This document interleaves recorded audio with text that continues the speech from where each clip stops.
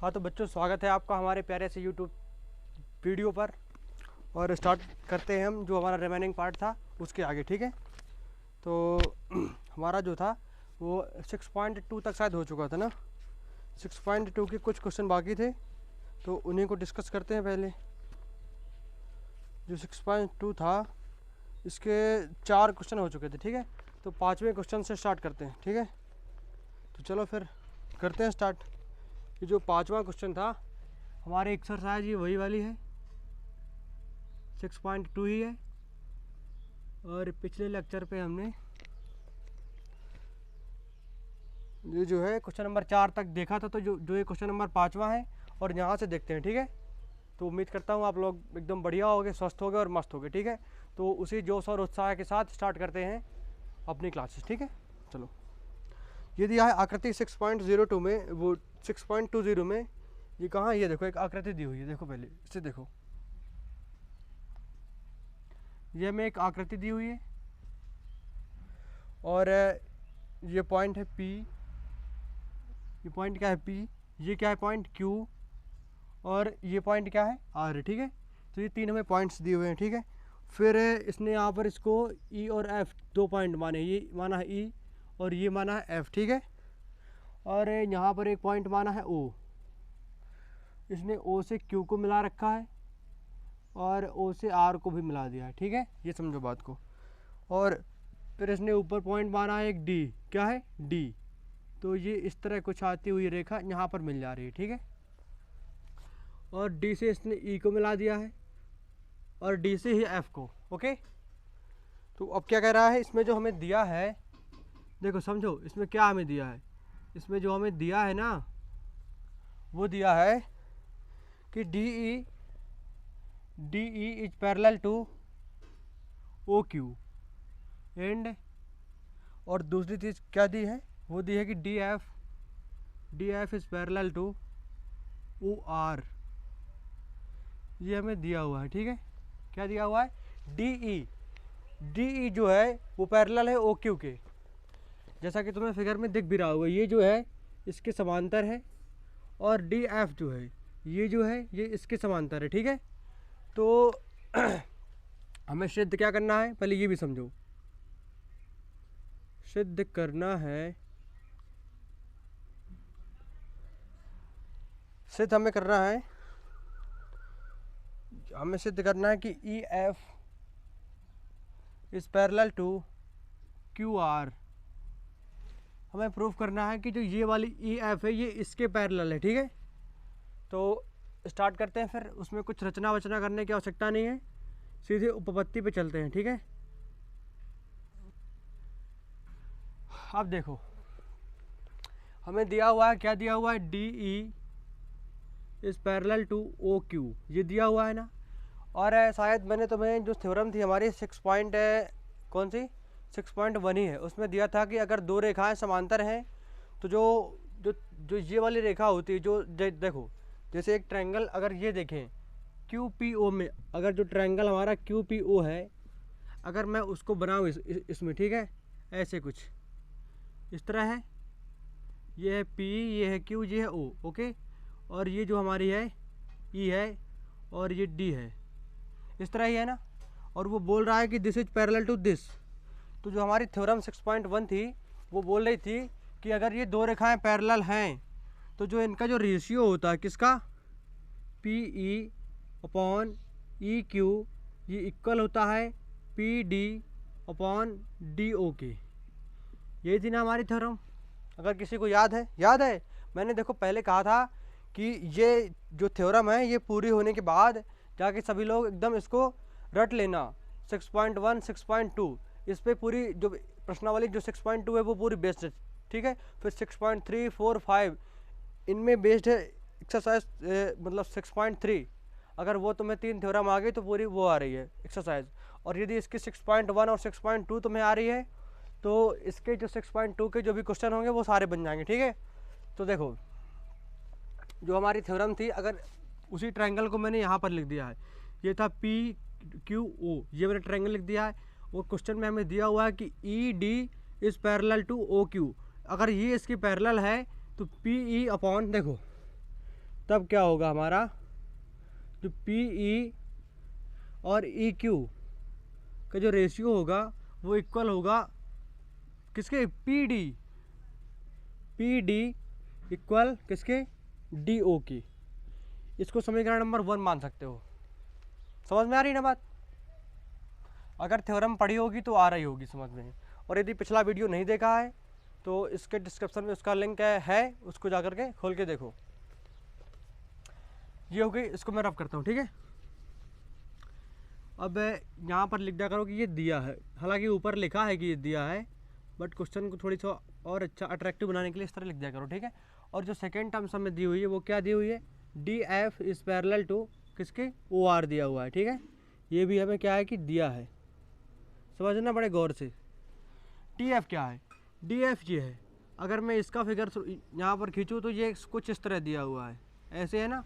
ये है हमारे कौन सी है, ये पी है, this is point P, this is point O, this is point R. तो ये इसके पैरेलल ये दिया हुआ है, यानी कि जो D F is parallel to O R दिया हुआ है, ये दिया हुआ है। तो इनका जो रेशियो होगा क्या होगा, ratio P D upon D O equal to होगा P F upon F R, P F upon F R. इतनी बात समझ में आई कि नहीं आई?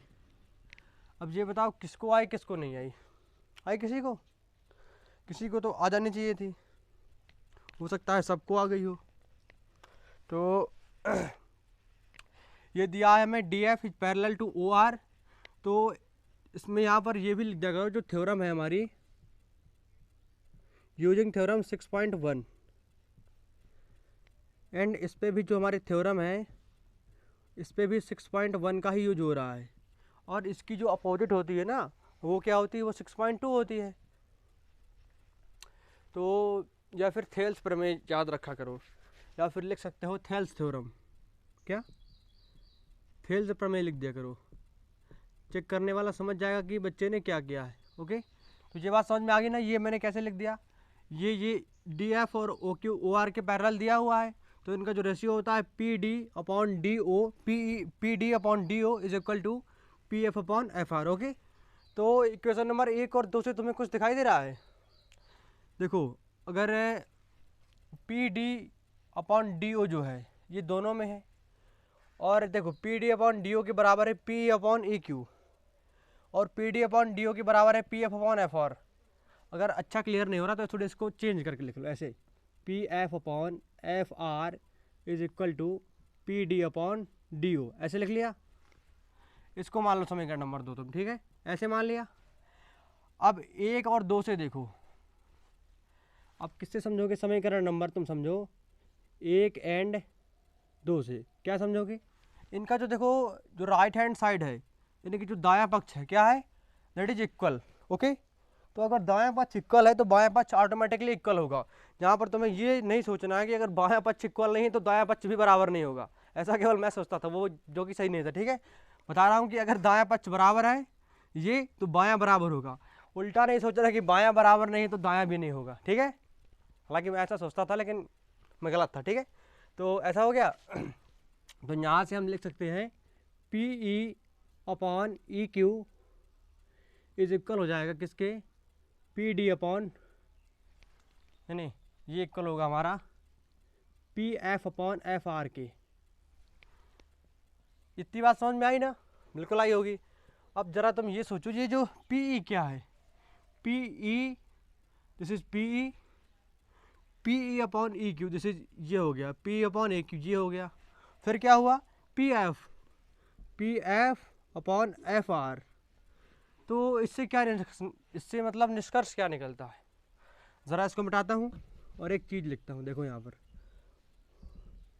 ये फिगर वही है, ये यहाँ पर एक रेखा गई है ई और एफ। ओके, ये लिखा है पी, ये है क्यू, ये है आर, और हमें ये हमने प्रूव कर दिया है कि जो पी ई इंस to E Q equal to है P F upon F R के, ये है ना। तो देखो ये जब ही इक्वल हो सकते हैं जब ये रेखा इसके समांतर हो, या फिर हमें ये दिया हो कि ये रेखा इसके समांतर है तो इनके रेशियोज इक्वल हो सकते हैं। अगर ये समांतर हैं, अगर ये दोनों पैरेलल हैं और तो इनके रेशियोज इक्वल होंगे। ये थ्योरम नंबर 6.1 है। और अगर इनके जो रेशियो है इस तरह अगर इक्वल हैं तो ये पैरेलल होंगे, यानी कि अतः यानी कि जो क्या होगा कि जो ई एफ है वो पैरेलल होगा क्यू आर के। क्यों होगा? बिकॉज ये होगा थ्योरम नंबर 6.2 से। तभी तो बोलता हूँ रेखा गणित में बच्चों थ्योरम्स बहुत ज़रूरी होता है, ठीक है।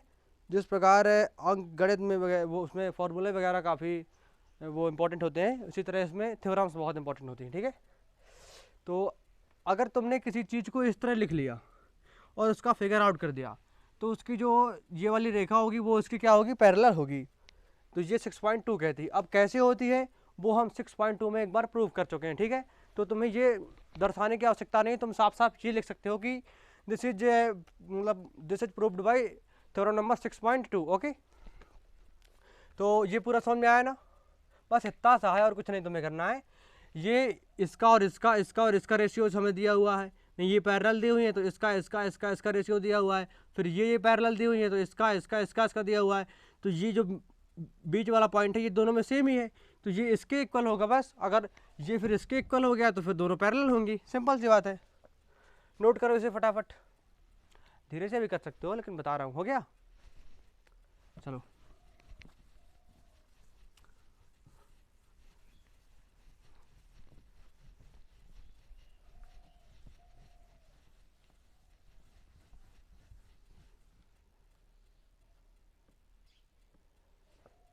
ये जो है क्वेश्चन नंबर 5 हमारा कंप्लीट हुआ, ठीक है। अब देखो क्वेश्चन नंबर 6, ये भी सेम वैसा ही है। इसमें क्या दिया हुआ है कि इसमें हमें वो दी हुई है 6.21। इस पे देखो पहले एक ट्रायंगल बना हुआ है, समझना गौर से एकदम। जो चीज़ें गौर से समझी जाती है ना उन्हें भुलाना बड़ा मुश्किल हो जाता है, इसलिए कहता हूँ एकदम गौर से समझो। जैसे पी क्यू और ये क्या हुआ आर, फिर एक यहाँ पर क्या माना गया है? मिड पॉइंट, दिस इज ओ। ओ से हमने क्यू को मिला दिया है इस तरह, और पी से भी क्यू को ओ को मिला दिया है, और ओ से हमने आर को भी मिला दिया है। ओके, फिर क्या किया है इसने कि एक पॉइंट यहाँ पर है, एक पॉइंट यहाँ पर है और एक पॉइंट यहाँ पर है। This is point A, this is point B and this is point C. तो अब हमें क्या करना है कि इनको ऐसे मिला देना है। स्ट्रेट नहीं हो रही लाइन, ये हो गई, ऐसे मिला दिया। अब तो अपना फिगर देख लेना, ठीक है। ये जो दिया है ना 6.21 दिया हुआ है, ये पेज नंबर है 142 में, ठीक है, सबसे लास्ट में दिया हुआ है। ये दिया हुआ है, ये तो देखो चित्र दिया हुआ है, और उसने थ्योरेटिकल टर्म्स में क्या दिया है पहले वो समझो। यहाँ पर लिखो दिया है, बोर्ड एग्जाम में कैसे करना है वो बता रहा हूँ, ठीक है। ये दिया हुआ है कि O P and O Q O R बिंदु ए बी सी डी के इस प्रकार मतलब प्रेजेंट है कि A P is parallel to P, A B is parallel to किसके? P Q. एंड जो दूसरी चीज़ दी हुई है वो दी हुई है कि A C is parallel to, अभी केवल लिख लेते हैं, बाद में चित्र में देखते हैं कि A C A P B C है क्या। ओके, तो जो प्रूफ करना है वो क्या है, जो चीज़ें हमें सिद्ध करनी है वो क्या है ना। तो ये देखते हैं पहले, ज़रा एक मिनट रुको, थोड़ी पिक्चर क्वालिटी चेक कर रहा था कि बढ़िया आ रही है, क्योंकि कैमरामैन मैं ही हूँ, ठीक है, बढ़िया आ रहा है। और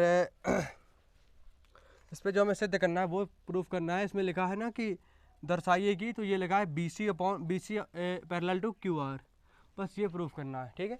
तो हम सीधे चलते हैं पत्ती की तरफ। और तुम लोग ये सोच रहे हो कि ये कैसे पता कि क्या दिया है। जो दिया होता है वो पहले बताएगा कि क्वेश्चन में ये इसके समांतर है, ये इसके समांतर है, तो दर्शाइए कि या फिर सिद्ध कीजिए कि ऐसा कुछ दिया होगा, ठीक है। तो समझ जाना, तो समझो। देखो पहले बोला उसने A B is parallel to, A B is parallel to P Q, तो ये ट्रायंगल थोड़ी सा नीचे की तरफ हो गया है, नहीं जी, ट्रायंगल कुछ इस तरह है कि नहीं, इस तरह है ना। और एक ये रेखा है, ठीक है, ये क्या है, this is A B, only this part is drawn by this. Okay, ये बी हो गया, ये क्यू है, एंड ये क्या है, पी है। ये क्या है, ओ है। ये बोल रहा है कि ए बी जो है, A B is parallel to P Q. समझना गौर से, ये दिया हुआ है A B is parallel to किसके, पी क्यू के। अब यदि ये हमें दिया हुआ है तो we are using theorem number 6.1। 6.1 से जो इनका रेशियो जो होगा वो इक्वल होगा किसके, तो जो रेशियो होगा वो क्या होगा, पी ए अपॉन ओ, ये लिख सकते हो कोई दिक्कत नहीं, P A upon A O, that ratio will be equal to Q B upon B O. इसको मान लो इक्वेशन नंबर 1, बस वही लगाया है। या फिर तुम चाहो तो कर सकते हो ए ओ अपॉन ए पी, या फिर O B upon B Q का रेशियो जो इक्वल होगा, ठीक है। तो मैंने ऊपर से नीचे की तरफ लिख दिया। अब ट्रायंगल है, चाहे चाहे ऐसा ट्रायंगल मानो ऊपर के, इसका ये मानो, चाहे जैसे मानो, बात एक ही है, ठीक है। तो मैंने ऐसे कुछ मान करके वो कर दिया, ठीक है। तो मैंने लिख दिया पी ए, ये जो छोटा सा पार्ट है, अपॉन ए ओ, ये लिखा है पी ए अपॉन ए ओ, ठीक है। फिर लिख दिया है Q B upon B O, okay. ये जैसे इक्वेशन नंबर 1 हो गई। अब बस हमें चूज वही करना है जो हमें इक्वेशन में दे रखा है। फिर ये इसने दिया है A C is parallel to P R, okay, this is also given that. तो ये क्या है कि A C is parallel to, A C is parallel to किसके, पी आर के। यदि इसको हम खींचे कुछ ऐसा, ऐसा है, ये है या नहीं, कुछ ऐसा है। अब देखो, ये है ऐसा है, ये है ए पॉइंट, ये है सी पॉइंट, ये है P point, this is R point, this is O, that is parallel, okay. तो इसको हम क्या लिख सकते हैं, अगर ये दो रेखाएं पैरेलल होती हैं तो इनका जो रेशियो होता है, जैसे होगा पी ए, ये ratio upon J ratio upon A O, that is equal to O C upon C are.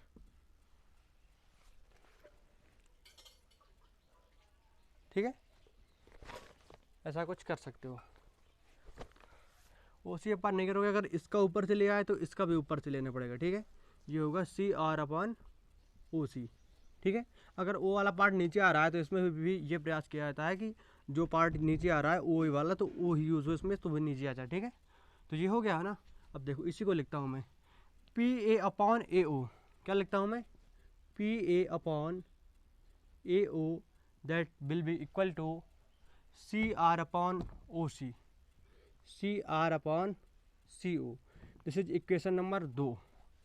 अब अगर मैं 1 और 2 को देखूं, क्या देखूं, इक्वेशन नंबर जो है 1 एंड यदि मैं 2 को देखता हूं तो मुझे ऐसा लगता है कि ये जो इसका लेफ्ट हैंड साइड है ना, ये आपस में इक्वल है, तो इनका राइट हैंड साइड अपने आप इक्वल होगा। ये होगा Q B upon B O is equal to C R upon C O. इसे मैं कुछ नहीं मानता, बस ये लिख देता हूँ, ठीक है। अब इसको थोड़ी सा अच्छे तरह से समझेंगे। देखो, ये दिया है क्यू बी, क्यू बी कहाँ पर है, ये दिया है क्यू बी, ऐसा कुछ समझो इसको, ऐसे दिया है ना। ये ओ है, ये बी है, ये क्यू है, ये सी है, ये आर है, ठीक है। तो मैंने प्रूव कर दिया है Q B upon B O का जो रेशियो है, मैंने प्रूव कर दिया Q B upon B O या फिर B O upon Q B, बात एक ही है। हालांकि अगर तुम क्यू बी अगर ओ वाला टर्म्स नीचे रख रहे हो तो दोनों में रखो, या फिर ऊपर रख रहे हो तो दोनों में रखो, ऐसा करो। तो ये सी आर अपॉन ओ सी, तो क्या बताया था मैंने, इसमें यूज़ करो, इन दोनों में जो है ना 6.1 यूज की गई है, इसमें भी 6.1, बट स्टिल इसमें क्या होगा, इस पर क्या होगा कि ये जो ये रेशियोज़ है ना, ये रेशियो में है, तो इनका जो रेशियो है वो है क्या है, इक्वल है आपस में, यानी कि Q B upon B O this is equal to C R upon O C, ठीक है। ये इसके इक्वल है, तो क्या होता है, इसका निष्कर्ष ये निकलता है कि B C is parallel to Q R, hence proved, okay.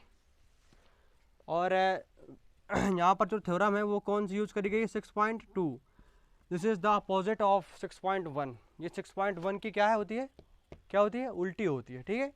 तो अगर ऐसा रेशियो है, सेम क्वेश्चन जो था, हमें प्रूफ क्या करना था, B C upon Q R, बस सेम प्रूफ हो गया, जो करना था वो हो गया, ओके। अगर ये वीडियो समझ में नहीं आया है तो इसको कृपया दोबारा देखें, पीछे कर लें, और अगर कोई भी मतलब दिक्कत आ रही है तो कमेंट बॉक्स में पूछें ज़रूर, हम उसका जवाब ज़रूर देंगे, ठीक है। तो इसे नोट करो फटाफट, हो गया। चलो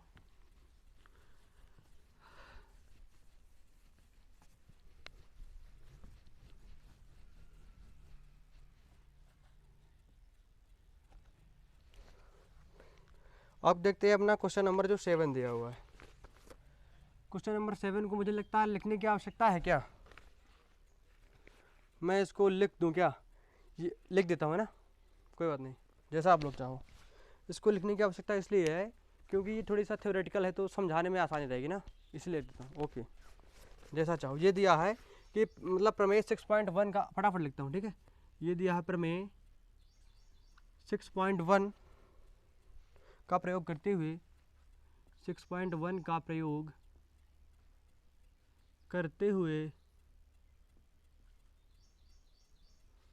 6.1 का प्रयोग करते हुए सिद्ध कीजिए कि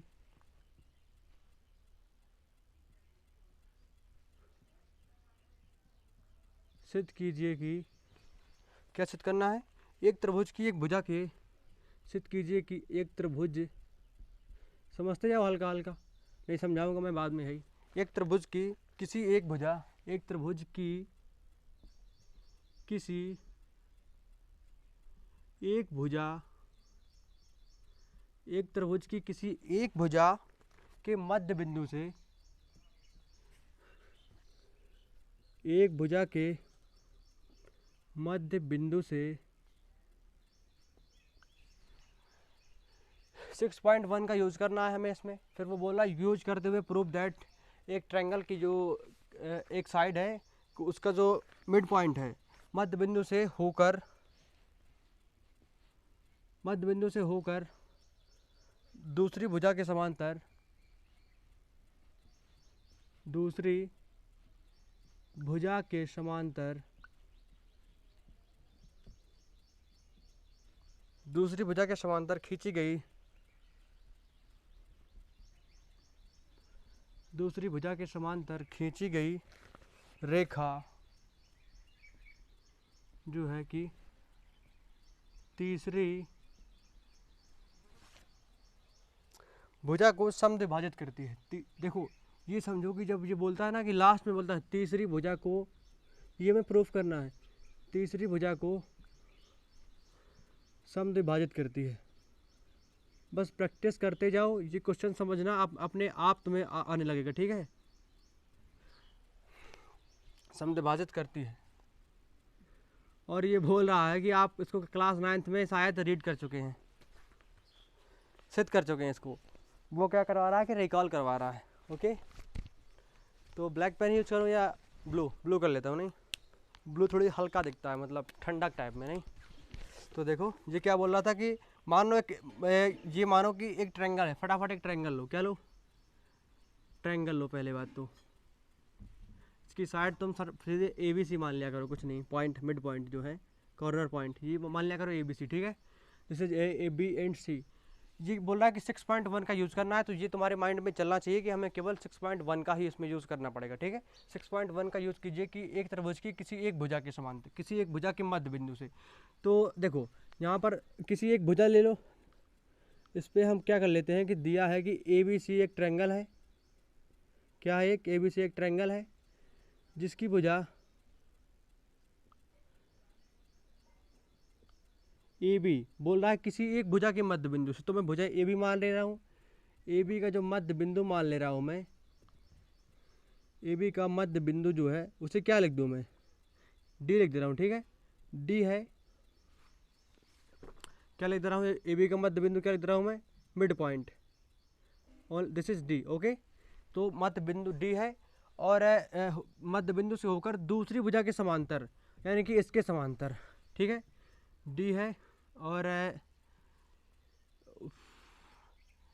यहाँ पर एक पॉइंट मान लेता हूँ मैं E, ठीक है।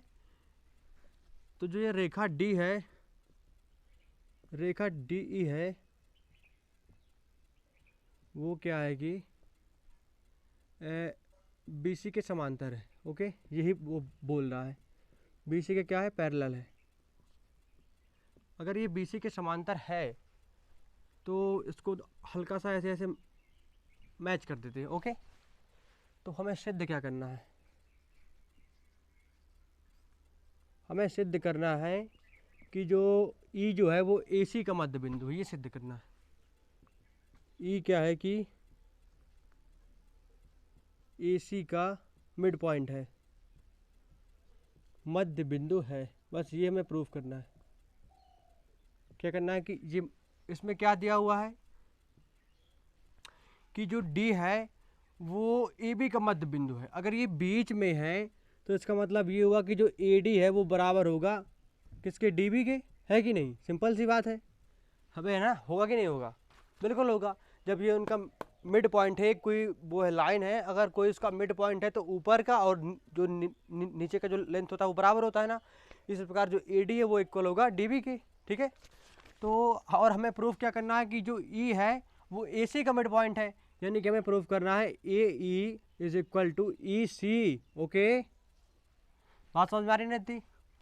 आप चलते हैं उपपत्ति की तरफ। उपपत्ति क्या कहती है?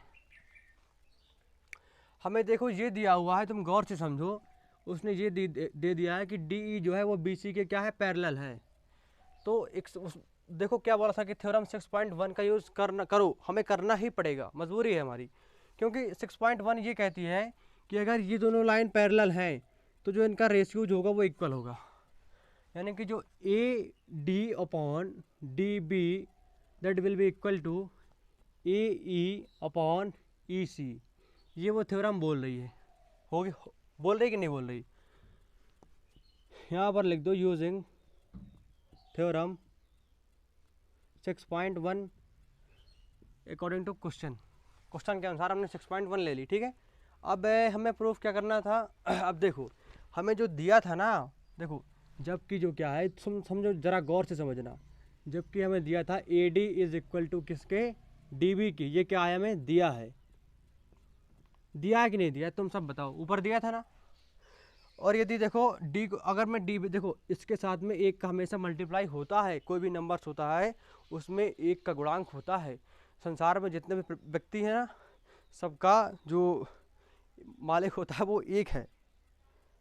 हालांकि इसको ऐसे मत समझो, ये समझो कि मतलब है अगर कोई संख्या है, मतलब सबका कोई ना कोई भगवान होता है ना, बस वही समझो। हर एक व्यक्ति के साथ एक भगवान होता है, ठीक है, बस ये समझो। तो ये अगर इसको मैं नीचे ले आऊँ, ये हो जाएगा AD अपॉन DB, ये इक्वल बचेगा 1 के, है कि नहीं? अब यार तुम ज़रा बेसिक थिंकिंग वाली बात है। AD अपॉन DB हमारे 1 के इक्वल हो गया। तो जो समीकरण नंबर 1 पे मैं अगर समीकरण नंबर अगर मैं 1 से लेता हूँ तो AD अपॉन DB की जगह मैंने क्या रख दिया, 1 इक्वल टू हो गया हमारा AE अपॉन EC के, है कि नहीं? अब यदि इसका मैं तिर्यक गुणा करूँ, क्या करूँ? तिर्यक गुणा समझते होगे, इसका इससे और इसका इससे, इस तरह गुणा किया जाता है, ठीक है। तो ये हो जाएगा हमारा AE इक्वल टू EC। अब A इक्वल टू EC कब हो सकता है? जब E जो है AC का मध्य बिंदु हो। तो यहाँ पर मैं लिख सकता हूँ कि अतः E जो है AC का मिड पॉइंट है। क्या है कि AC का मध्य बिंदु है। इतनी सी बात है, अगर समझ में आ गई हो तो आगे बढ़ें। ज़रा गौर से समझो, सोचो। ये जो DE is parallel to BC that is given in question, ये हमें क्वेश्चन में दिया हुआ है, ठीक है। तो जब हम थ्योरम नंबर 6.1 का यूज़ करते हैं तो उस अगर ऐसा दिया है तो इसको हम इस टाइप से लिख सकते हैं, क्योंकि AD अपॉन DB इक्वल हो सकता है AE अपॉन EC के, अगर ये पैरेलल है, ठीक है। और AD अपॉन BD की वैल्यू अगर हमने, देखो ये हमें दिया हुआ है कि जो D है वो AB का मिड पॉइंट है। तो यानी कि देखो अगर ये मेरा मार्कर है, ठीक है, अगर इसका कोई बीच वाला पॉइंट मिल जाए, अगर मैं इसको काट दूं तो दोनों जगह बराबर नहीं हो जाएंगी। इसी तरह अगर इसका AB का अगर D बीच वाला पॉइंट है, ठीक है, तो जो ED की डिस्टेंस होगी वो DB की इक्वल होगी नहीं होगी? होगी ना, बिल्कुल होगी। तो मैंने वही लिखा था AD इक्वल टू था DB। और ये एक बेसिक, अगर मैथमेटिक्स के छात्र हो तो तुम्हें इतनी सी बात पता होती है, पता होनी भी चाहिए कि कोई भी नंबर होता है, कोई भी चीज़ होती है, उसमें एक का मल्टीपल हमेशा छुपा रहता है, ठीक है। हम लिखें भले नहीं कि 1 इंटू 2 1 इंटू 3, लेकिन वो होगा 2 ही, बट एक का मल्टीप्लिकेशन उसमें ऐड रहता, मतलब मल्टीप्लाई ही रहता है, ठीक है। तो AD अपॉन DB की वैल्यू जो है वो आ गई 1। अब इक्वेशन नंबर 1 पे हमने AD अपॉन DB की जगह क्या रख दिया, 1। 1 रख दिया तो ये हो गया 1 equal to A upon E सी। अब ए अपॉन ई सी का 3 गुणा कर दिया तो ए इक्वल टू ई सी आ गया। अब अगर ए इक्वल टू ई सी आ गया ना तो उसका मतलब क्या है कि वो जो ई जो है वो ए सी का मिड पॉइंट है। और क्वेश्चन हमसे यही प्रूफ करवाना चाह रहा था। तो यहाँ पर तुम लोग लिख सकते हो हैंस प्रूव्ड। हम लोग हिंदी में लिखा करते थे, बताता हूँ, इति सिद्धम, इति सिद्धम लिखा करते थे हम लोग। ये सिद्ध हो गया कि ओके। तो फटाफट नोट करो इसे और हम बढ़ेंगे क्वेश्चन नंबर 8, 9, 10। कितने हैं? 10 ही है, तो 10 तो नहीं हो पाएंगे। चलो देखते हैं जहाँ तक होते हैं, नहीं तो फिर लेक्चर बड़ा हो जाता है।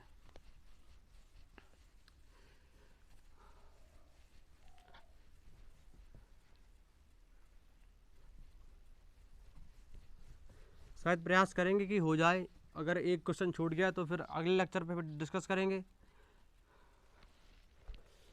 फिर क्या है, इसको भी ज़रा ब्लैक से लिखता हूँ। क्वेश्चन है सेम टू सेम है, और ब्लैक से लिखने के बाद इसको ब्लू से सॉल्व करेंगे। तो जो क्वेश्चन नंबर हमारा 8 है वो ये बोल रहा है कि इसमें जो थ्योरम है वो 6.2 का यूज़ करो। इसमें ये बोल रहा है कि प्रमेय 6.2, ये बोल रहा है कि प्रमेय 6.2 का प्रयोग करते हुए 6.2 का प्रयोग करते हुए 6.2 का जो है वो प्रयोग करते हुए सिद्ध कीजिए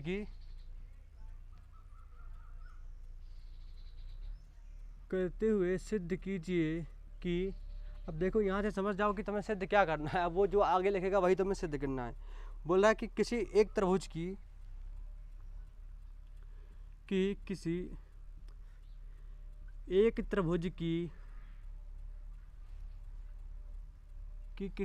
त्रिभुज की किन्हीं दो, समझना गौर से, कि किन्हीं दो भुजाओं के मध्य बिंदुओं, किन्हीं दो भुजाओं के मध्य बिंदुओं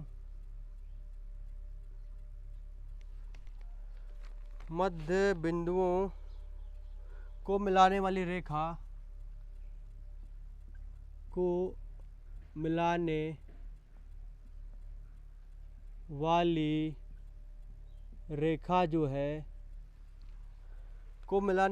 जो है तीसरी भुजा के समांतर होती है। बस ये प्रूफ करना है इस पे। तीसरी भुजा के समांतर होती है।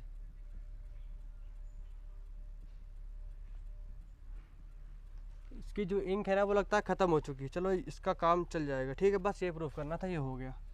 और ये बोल रहा है कि तुम इसे 9th पे कर चुके हो, तो बताना ही तुम लोगों ने किया है या नहीं किया है। मुझे तो काफ़ी दिन हो गए 10th किए हुए, मुझे भी नहीं पता। कोई बात नहीं, स्टार्ट करते। ये मान लो कोई ट्रायंगल है, ठीक है। ये कोई ट्रायंगल है, इसको मान लेता हूँ मैं A point, this is B point, this is C point, okay. तो ये बोल रहा है कि किसी ट्रायंगल के किन्हीं दो भुजाओं के मध्य बिंदु हो। तो यानी कि ए बी का जो मध्य बिंदु है वो डी है और ए सी का जो है वो ई है। इस पर इसने पहले से बोल दिया कि किन्हीं दो भुजाओं के मध्य बिंदु। तो कोई जो दो भुजा है मैंने ए बी और ए सी मान ली है, ठीक है। तो यहाँ पर देखो जो हमें दिया है ए बी सी एक ट्रायंगल है। तो एक बेसिक बात है कि सबको पता होता है कि ए बी सी जो है क्या है कि ट्रायंगल है, ओके। ए बी सी एक ट्रायंगल है और ये दिया है कि डी, लिखो डी जो है ए बी का और एंड ई जो है वो ए सी का मिड पॉइंट है। ए सी का जो क्या है कि मिड पॉइंट है, ओके, यानी कि मध्य बिंदु है। अब इतनी इंग्लिश तो चलती है ना, मिड पॉइंट इतना समझो, और ये तुम्हें जाननी ज़रूरी भी है, एकदम हिंदी पे नहीं, ठीक है। ये हो गया। तो मैं इसको कहो तो अटैच कर दो इस तरह से, ठीक है। तो अगर डी जो है वो ए बी का मिड पॉइंट है तो इसका पूरा मतलब लिखो ये इक्वल है कि ए डी इक्वल हो जाएगा डी बी के, ओके। और जो ए है, अगर ई ए सी का मध्य बिंदु है तो ई जो होगा E is equal to E C, okay. और हमें सिद्ध क्या करना है, एकदम सिंपल सा सवाल ये भी है। अगर तुम लोगों ने थ्योरम पर प्रैक्टिस करी होती तो आज ये प्रॉब्लम खड़ी नहीं होती जो तुम्हें आ नहीं रहा है। मैं समझ रहा हूँ नहीं आ रहा तुम लोगों को, फंस जा रहे हो कहाँ ए बी कहाँ ई सी कहाँ बी डी। एकदम सिंपल है भाई, जैसा बता रहा हूँ वैसा करते चले जाओ और कुछ नहीं है इसमें। नाम है इसका रेखा गणित, लेकिन बस रेखाओं से ही काम होता है। अगर रेखाओं की समझ आ गई ना सब कुछ हो जाता है। तो सिद्ध करना है कि जो ये किसी एक ट्रायंगल की किन्हीं दो भुजाओं के मध्य बिंदुओं से जो जाने वाली रेखा है वो किसी तीसरी भुजा के समांतर होती है। यानी कि ये सिद्ध करना है कि D E is parallel to B C. Okay, बस यही प्रूफ करना है। तो हम सीधे चलेंगे उपपत्ति की तरफ, और जब उपपत्ति की तरफ बढ़ते हैं ना तो तुम्हें पता है कि उपपत्ति में भी दिया है से ही कॉन्सेप्ट उठाए जाते हैं। देखो कैसे, ये दिया है हमें A D is equal to दिया है डी बी के, और ये पता है कि हमेशा एक का मल्टीप्लाई हर के साथ रहता है। हर का मतलब किसी भी संख्या के साथ। तो ए डी अपॉन इसको ले आएंगे बटे में तो जाएगा डी बी इक्वल 1 हो जाएगा। This is equation number 1। And हमें ये भी दिया हुआ कि A E is equal to E सी दिया हुआ है, इसके साथ भी 1 मल्टीप्लाई रहता ही है, इसके साथ भी वो छुपा हुआ है। तो ये हो जाएगा हमारा A E upon E C is equal to 1। This is equation number 2। तो जो इक्वेशन नंबर 1 एंड 2 है ना, क्या है, जो इक्वेशन नंबर 1 एंड जो 2 हैं, इनसे यदि मैं देखूं कि दोनों इक्वेशनों के जो दाएं पक्ष हैं वो एक के बराबर हैं, तो बाएं पक्ष ऑटोमेटिकली एक दूसरे के इक्वल होंगे। यानी कि A D upon D B जो है वो इक्वल होगा किसके, ए ई अपॉन ई सी के, ए ई अपॉन ई सी के। ओके, अब यदि ऐसा कुछ है, हमारी जो थ्योरम नंबर 6.2 है वो कहती है कि अगर ये भुजा और इस भुजा का रेशियो अगर इस भुजा और इस भुजा के रेशियो के बराबर है ना, तो वो स्पष्टतया कहती है, डायरेक्टली तुम लिख सकते हो कि डी ई जो है होगी, जो ये वाली भुजा इसके समांतर होगी। किसकी होगी, बी सी की। बाय यूजिंग थ्योरम, यहाँ पर लिख दिया करो कि by using theorem 6.2 we can write it. Okay, D is parallel to B C. अब कैसे, देखो जो 6.1 बोलती है कि अगर तुम्हें ये दो रेखाएं पैरेलल दी हुई हैं तो तुम इसको इस फॉर्मेट में लिख सकते हो, और यदि जो 6.2 बोलती है वो ये बोलती है कि अगर तुम ऐसा लिखे हो तो तुम ऐसा लिख सकते हो। इसका और इसका रेशियो का जो अनुपात है, मतलब रेशियो वही हो गया, वो बराबर होगा ए और ई सी के इक्वल की। तो डी और बी सी वो होंगे क्या होंगे, पैरेलल होंगे। अब तुमने जो वो जो थी ना थ्योरम 6.2 उसको ज़रा रिवीजन करना, मैंने बताया था 6.1 भी रिवीजन करना और 6.2 भी रिवीजन करना, ठीक है। और अगले लेक्चर पे जो मैं बताऊंगा ना 6.3, 4, 5 उनको, मतलब जो चैप्टर नंबर 6 है ना, इससे कम से कम 2 क्वेश्चन आते हैं, वो भी 5-5 नंबर के, ठीक है। शायद 5-5 नंबर के आते हैं, लॉन्ग क्वेश्चन आते हैं, ठीक है। तो अगर तुमने इस चैप्टर को छोड़ दिया ना, समझो तुम्हारे 10 नंबर चले गए, 100 में से 90 बचे। इसलिए कहता हूँ एकदम सरल सा चैप्टर है, 2-4 बार लगाओगे। और देखो इन क्वेश्चनों को रटो मत, इनका कंसेप्ट देखो।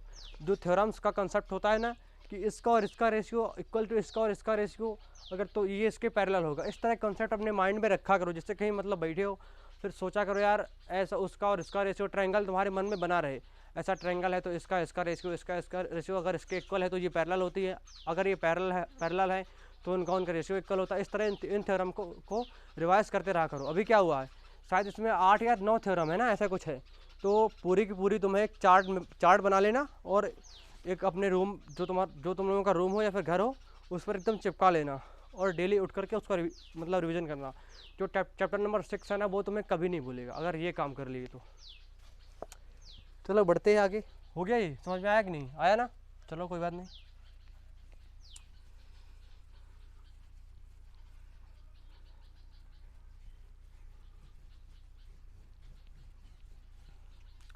अब देखो जो क्वेश्चन नंबर हमारा 9वां है उसको देखो लिखने की ज़रूरत नहीं है, ठीक है। वो ऐसा नहीं है, थ्योरेटिकल बेस्ड नहीं है। ये दिया है कि ABCD एक समलंब है। पहली बात तो ये समझो कि कोई चतुर्भुज समलंब कब होता है, ये बहुत ज़रूरी चीज़ है। क्वेश्चन को करने से पहले मैं तुम्हें कुछ समलंब के बारे में जानकारी दे देता हूँ, ठीक है।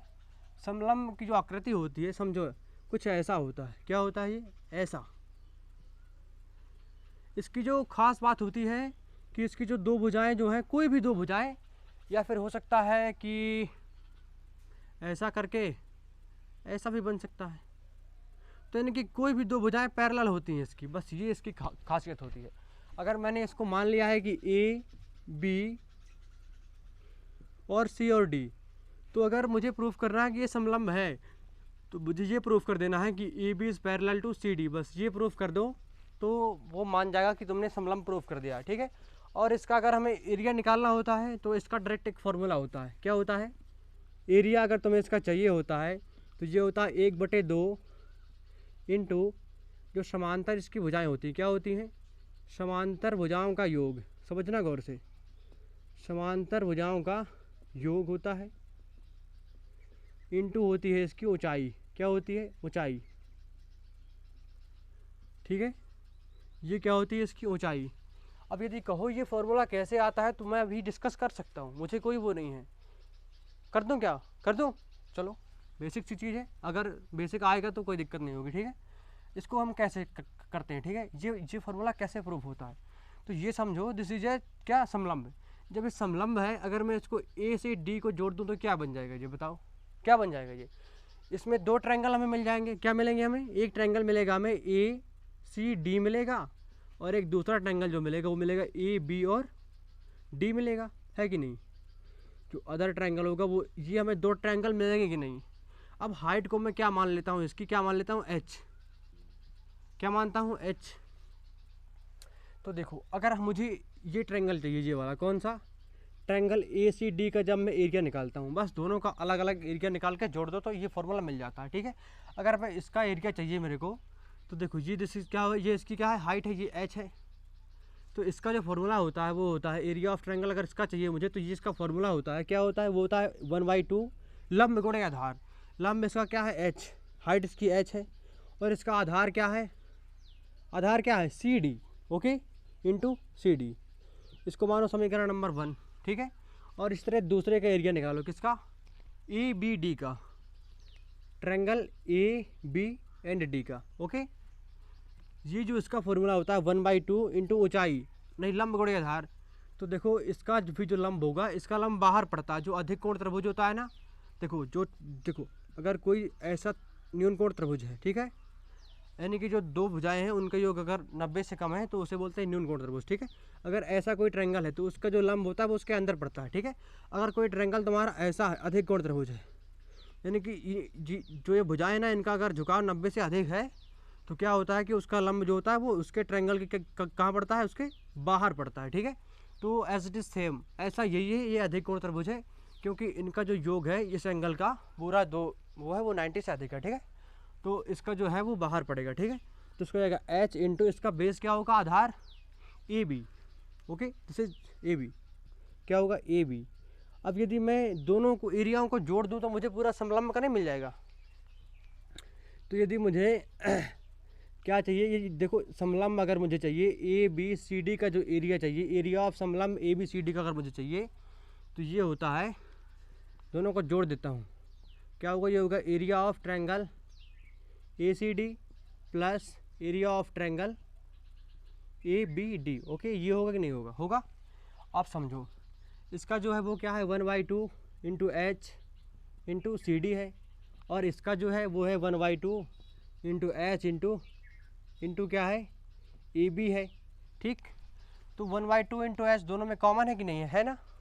फटाफट कॉमन ले लेते हैं। 1/2 इंटू एच कॉमन ले लिया, अंदर बच गए C D plus A B. अब भाई यही तो हमारा फॉर्मूला है। C D plus A B क्या होता है? समांतर भुजाओं का योग होता है। समांतर भुजाएं, एक भुजा ये एक भुजा ये है, तो A B plus C D का मतलब क्या हुआ? समांतर भुजाओं का योग।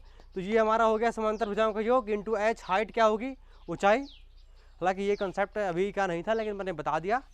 ये पता नहीं कहाँ का है, मुझे पता था, मैंने बता दिया। तो तुम इसे फटाफट नोट कर लो, हो सकता है समलंब कई बार यूज हो। कर लो आराम से कर लो। हो गया? चलो, एरिया के बारे में बता दिया। ठीक है, अभी वृत्त जो चैप्टर है ना, एक चैप्टर है वृत्त। हाँ, तो वृत्त के बारे में इतना बेहतरीन पढ़ाऊंगा यार कि तुम कहोगे क्या पढ़ाया है सर।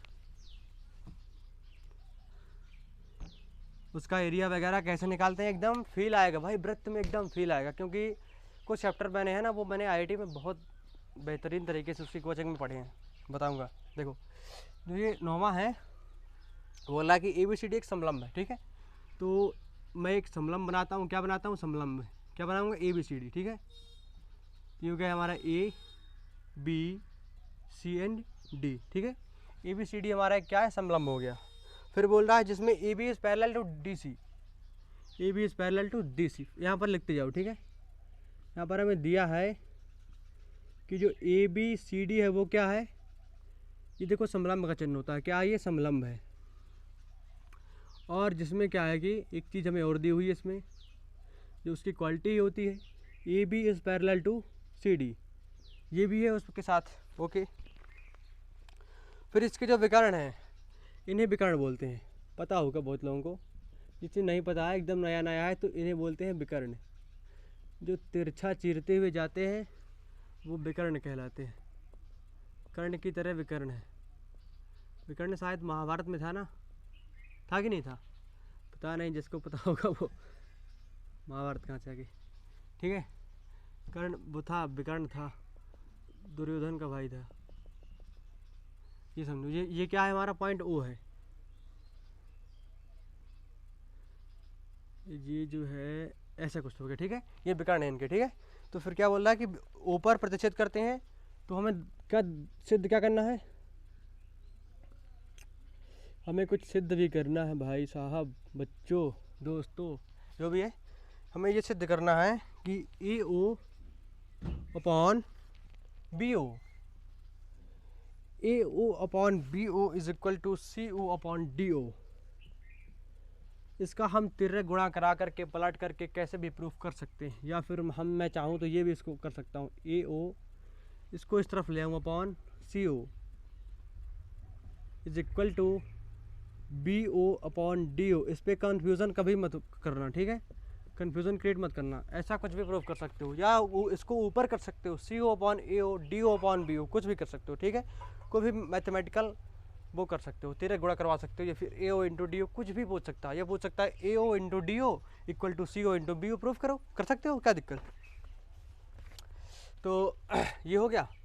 फिर हमें कुछ रचना करनी पड़ेगी क्या, चलो देखेंगे जो भी होगा, पहले उपपत्ति देखते हैं, हमें पता नहीं है कि क्या करना पड़ रहा है, लेकिन ये दिमाग में रखना होता है कि मैं प्रूफ क्या करना है, हमें प्रूफ करना है AO upon CO, AO upon CO, ये प्रूफ करना है, ठीक है। तो मैं क्या करता हूँ कि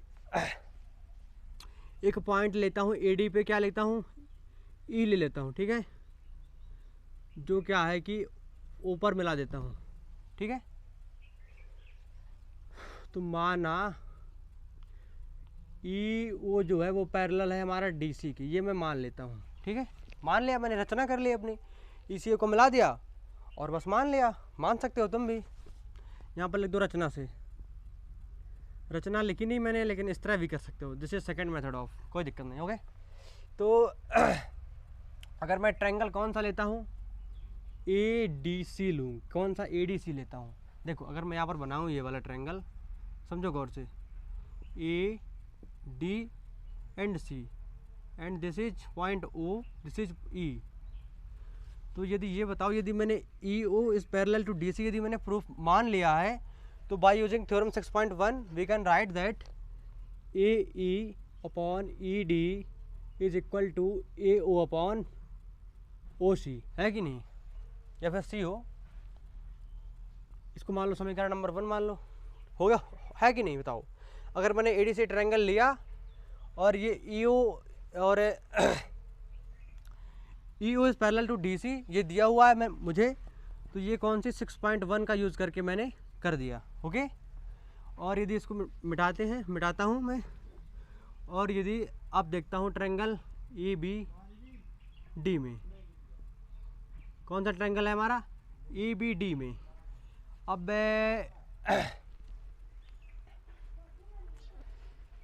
अब तुम इतना तो समझदार हो ही कि जो EU है वो मैंने DC के समांतर माना है, और जो DC है वो AB के समांतर है, तो क्या होगा, तो जो ई ओ है हमारा वो ए बी के भी समांतर होगा और डी सी के भी समांतर होगा, सबके समांतर ही है। ए बी हमारा डी सी के समांतर है और मैंने ई ओ को डी सी के समांतर माना है कि नहीं, तो वो समांतर होगा। ठीक है, एक मिनट।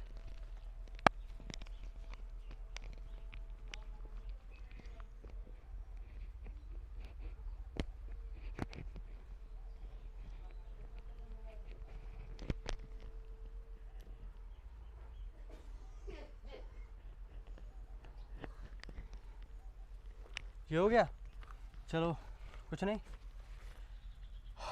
अब ये ट्रायंगल ले लें, तो ये पता है कुछ इस टाइप का बना हुआ है, देखो दिस इज इस टाइप, ये ए, ये बी एंड ये डी है। ठीक है, ठंडे दिमाग से समझो, ये डी है। ठीक है, और ये जो है ये पॉइंट ई है और ये क्या है, ओ है। ठीक है,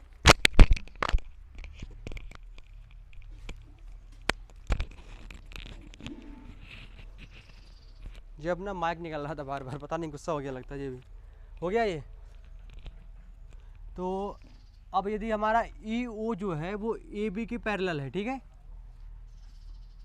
तो मैं इसको लिख सकता हूँ, क्या लिख सकता हूँ इसको, कि A E upon E D is equal to B O upon O D, है कि नहीं, लिख सकता हूँ कि नहीं, थ्योरम नंबर 6.1 का यूज़ करके। अगर ये दोनों रेखाएं पैरेलल हैं तो इसका और इसका रेशियो वो इक्वल होता है इसके और इसके रेशियो के। ओके, तो दिस इज इक्वेशन नंबर 2। इसको मैं डी ओ को, जो ओ डी है इसको मैं डी ओ लिख देता हूँ। ठीक है, बात एक ही है। अब जो समीकरण नंबर 1 और 2 हैं, 1 एंड जो 2 है, 2 से यदि हम देखते हैं कि जो ए और ई डी ये जो है दोनों पक्ष के बराबर हैं, तो जो ए ओ अपॉन सी ओ ये बराबर होगा हमारा B O upon D O के। हमें क्या प्रूफ करना था, ये प्रूफ करना था, कुछ नहीं, तेरे गुणा करवा दो, ये हो जाएगा नीचे, तो ये हो जाएगा ए ओ अपॉन हो जाएगा ये बी ओ इक्वल टू ये पहुंच जाएगा ऊपर सी ओ अपॉन हो जाएगा इसके डी ओ के।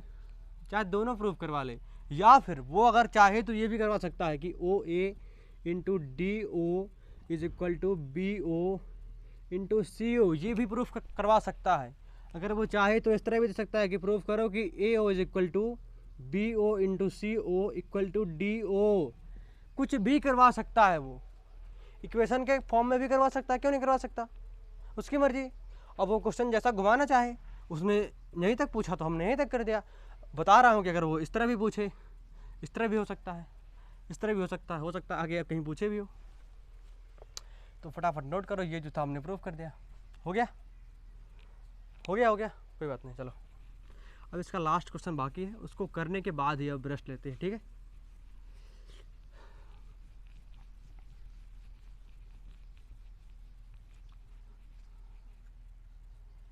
तो ये हो गया तुम लोगों का। अब बढ़ता हूँ क्वेश्चन नंबर 10 की तरफ। ये भी सेम ही है, ये जो है एक चतुर्भुज, ये भी बोल रहा है कि ए बी सी डी हमारा एक चतुर्भुज है, बेकार मिटा दिया यार, जी है देखो,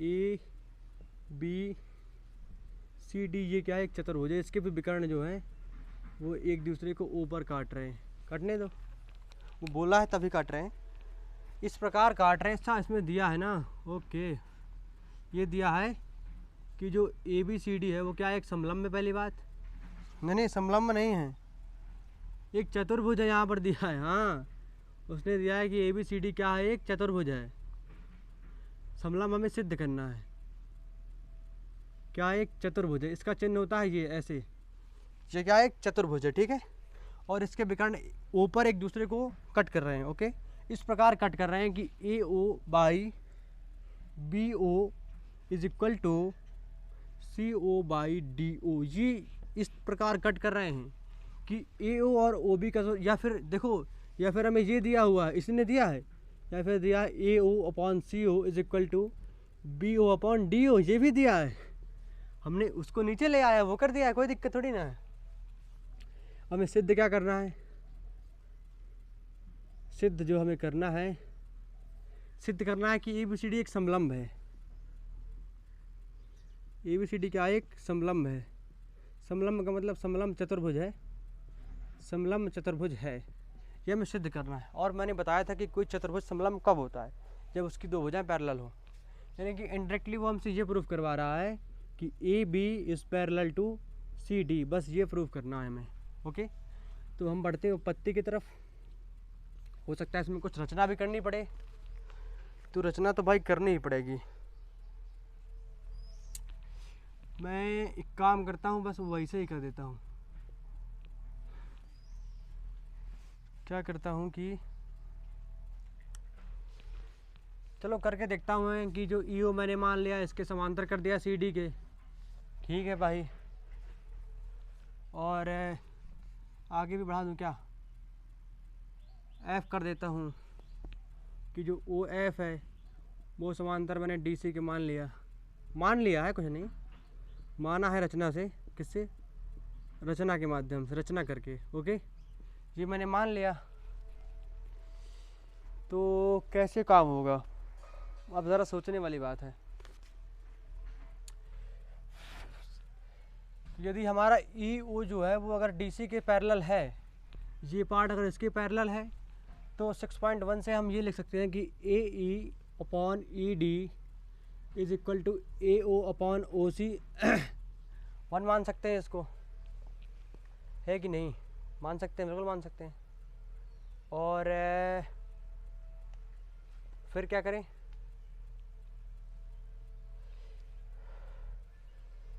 और यदि मैं इसको ले लेता हूँ, किसको, O F is equal to O F अगर इसके पैरेलल है,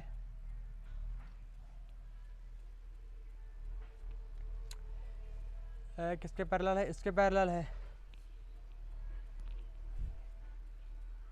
नहीं, ऐसा मानता हूँ मैं कि ओ एफ जो है वो ए बी के भी पैरेलल है, ऐसा कुछ मानूँ क्या। अगर मैंने ऐसा पूरा का पूरा मान लिया तो फिर क्वेश्चन में कसा भी कहाँ रह गया।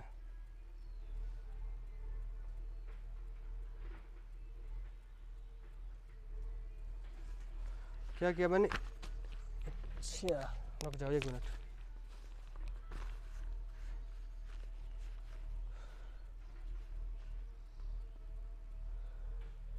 ज़रा इसको मिटाता हूँ, ठीक है, थोड़ी सी रुको, थोड़ी सी 2 मिनट की बात है। तो मैं क्या मानता हूँ कि मैं पहले बात ये इन सब को मिटाता हूँ, ठीक है, क्योंकि जो प्रूफ करना है उसकी कंडीशन के अंदर रहना पड़ेगा। अगर बाहर चले गए, सब कुछ मान ही लिया, तो फिर क्या बचा। तो मैं क्या करता हूँ कि थोड़ी बड़ी रचना कर देता हूँ। क्या कर देता हूँ, रचना क्या करनी है हमें कि मैं ओ से ई को मिलाता हूँ, ओ से ई को क्या कर दिया मैंने, मिला दिया। ओके, मैं इसको मिला देता हूँ, ठीक है, मैंने, अरे यार बोर्ड गिर रहा है भाई, बोर्ड गिर रहा है, थोड़ी रुकने दो मैंने।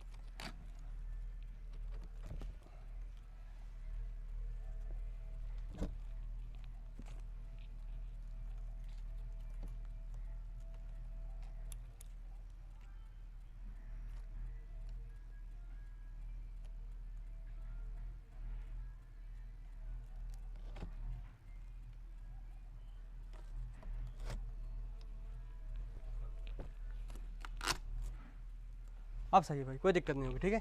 तो मैंने क्या किया, ओ से मैंने ई को मिला दिया, ठीक है, क्या किया मैंने, ओ से ई को मिला दिया। ओके, तो जब मैंने ओ से ई को मिला दिया, इस प्रकार मैंने मिलाया है कि जो ई ओ है वो मैंने ए बी के पैरेलल क्या करिया, मैंने मान लिया, ठीक है, मान लिया मैंने, इस तरह मिला दिया उसको कि वो ए बी के पैरेलल है। ओके, फिर मैंने क्या किया, अगर देखो इसको मिटाओ, अगर मैंने इसको इसके पैरेलल माना तो मैं इसको लिख सकता हूँ A E upon E D is equal to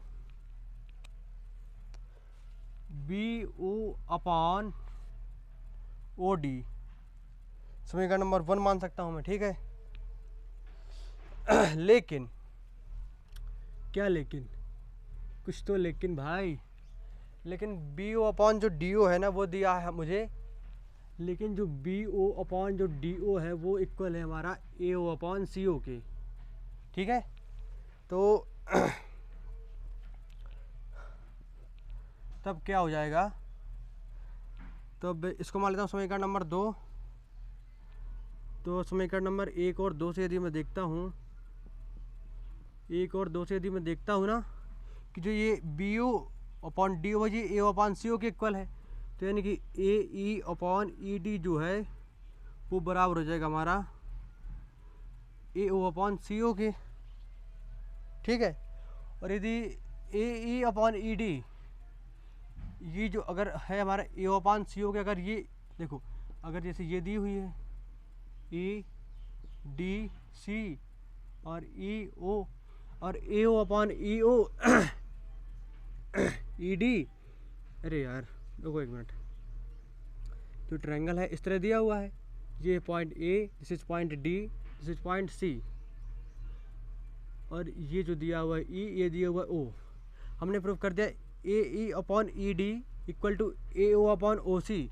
इसका मतलब हुआ कि A E O is parallel to D C, अर्थात ये हुआ इसका मतलब ये मतलब हुआ कि ई ओ जो है वो पैरेलल होगी हमारी डी सी की।